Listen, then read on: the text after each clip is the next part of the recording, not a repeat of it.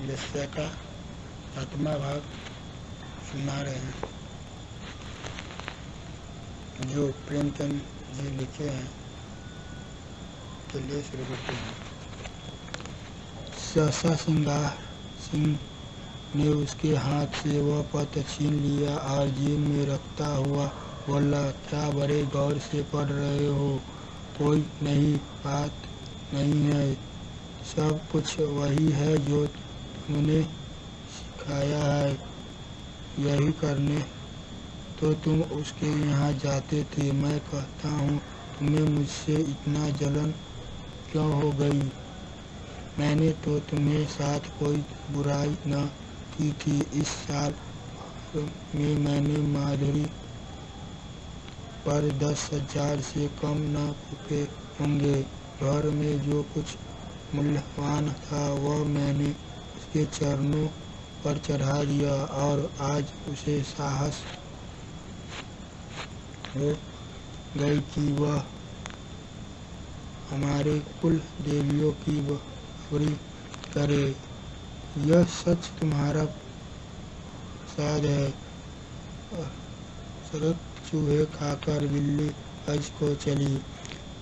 कितनी बेहा जाता है, ऐसे तो गोली मार देते। इस पर सारा घर लूट लिए। उसके पीछे सारे शहर में बदनाम हुआ। यह आज मुझे उपदेश करने चली। जरूर उसे कोई न कोई रहस्य है, कोई न शिकार फंसा होगा, मगर मुझसे भागकर जाएगी कहाँ? ढूंढ न निकालूं तो नाम नहीं। कसम, ऐसी प्रेम बातें करती थी कि मुझ पर भरोसा न चढ़ जाता था। बस कोई नया शिकार फंसा गया, वो बात न हो तो मुझ उड़वा लूं। दया कृष्ण ने उसे चट चेहरे की ओर देखकर मुस्कुराया और तुम्हारी मुझे तो पहले ही मुड़ चुकी हूँ। इस हल्के से विनोद ने जैसे श्रृंगार सिंह को घाव पर मरहम रखा दिया। वह बेसुरों सामान पर वह पड़ा। शर्म ने टूटी चीजें कर उसे दया कृष्ण पर दया आ गई।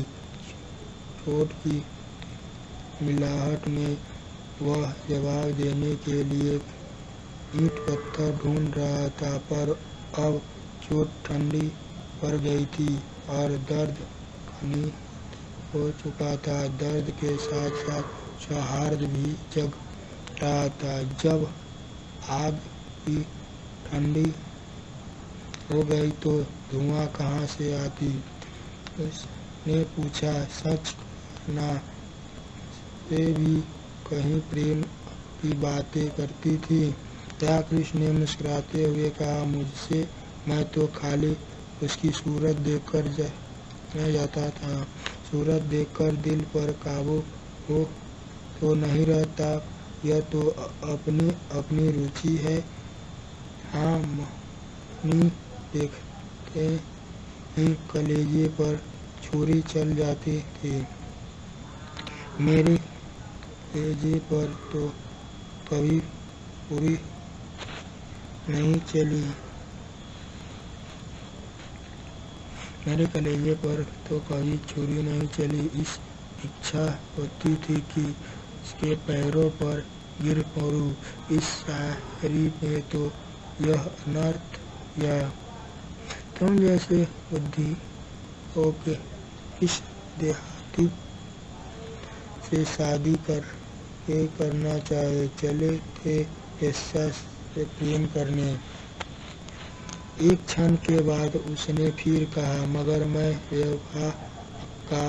तुमने मुझे वफा की आशा की। मुझ तो यही अफसोस है, तुमने वह दिल ही नहीं पाया। मुझे क्या कहूँ?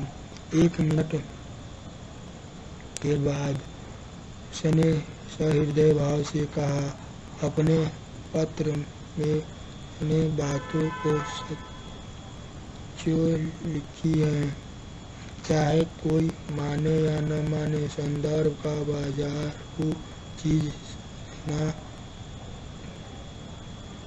कुछ बहुत अच्छी बात तो नहीं है।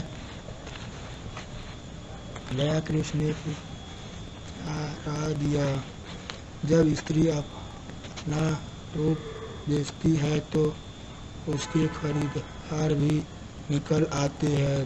फिर यहाँ तो इतनी ही जातियाँ हैं जिनका यही पेशा है। यह पेशा कैसे? स्त्रियों की दुर्बलता से नहीं, मैं समझता हूँ कि बिस्मिल्लाह पुरुष ने ही होगी। इसके बाद एक जेब से घड़ी निकाल कर देखता हुआ बोला, ओह 2 बज गए और कभी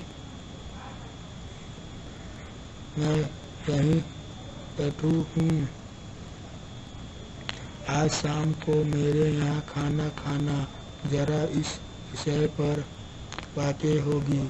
अभी तो उसे ढूंढ निकालना है, वह है कहीं इसी शहर में। आलोक से भी कुछ नहीं कहा। बुढ़िया नासिरी रही थी। उस्ताद जी अपनी तकदीर को रो रहे थे, न जाने कहाँ जाकर छिप रही है। उसने उठकर दयाकृष्ण से हाथ लाया और चला। दयाकृष्ण ने पूछा, मेरी तरफ से जो तुम्हारा दिल साफ हो गया? श्रृंगार सिंह ने पीछे फिरकर कहा, हुआ भी और नहीं भी हुआ, और बाहर निकल गया।